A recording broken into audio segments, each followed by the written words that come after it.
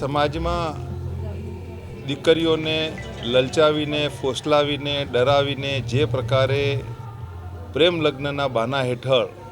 સમાજની દીકરીઓને જે લઈ જવામાં આવે છે, એમની સાથે લગ્ન કરવામાં આવે છે,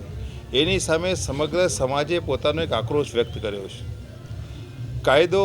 પુખ્ત વયની વ્યક્તિઓને લગ્ન કરવાની છૂટ આપે છે, પરંતુ એની સાથે સાથે હિન્દુ પરંપરા પ્રમાણે અને હિન્દુ શાસ્ત્રો વિધિ પણ એમ કહે છે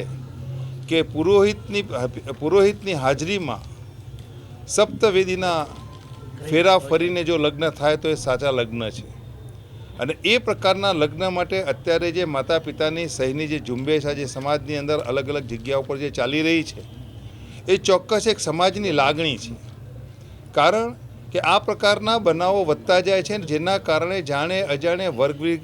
વર વિગ્રહ કે લવ જેહાદના કારણે સમાજની અંદર વૈમનસ્ય પેદા થતું જાય છે. ખાસ કરીને આ પ્રકારના જે લોકો છે કે જે પાટીદાર સમાજની દીકરીઓ કે અન્ય સમાજની દીકરીઓને લલચાવી ફોસલાવીને જે લગ્ન કરીને એમની સાથે ગુનાહિત કૃત્ય કરવાની માનસિકતા ધરાવે છે, એવા લોકોને અટકાવવા માટે કમસે કમ એટલો નિયમ તો કરી શકાય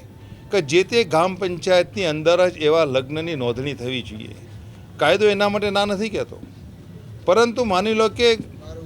બનાસકાંઠા કે મહેસાણા જિલ્લાની કોઈ દીકરીને અહીંથી ઉઠાવી જઈને અમદાવાદના દરિયાપુરની અંદર લગ્ન કરવામાં આવે તો ચોક્કસ એનો ઈરાદો સાબિત થાય છે કે એની અંદર એનો ઈરાદો સારો જ નથી.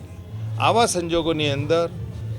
દરેક વ્યક્તિ, દરેક મા બાપ પોતાની દીકરીના સારા ભવિષ્યની ચિંતા કરીને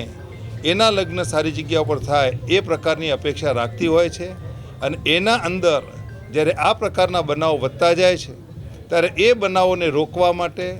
સરકારને આમાં દખલગીરી કરીને કંઈક સારો ઉકેલ લાવવા માટે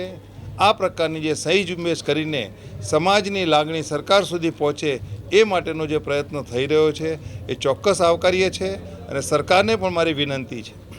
કે આ એક ખૂબ જ બર્નિંગ ઇસ્યુ છે.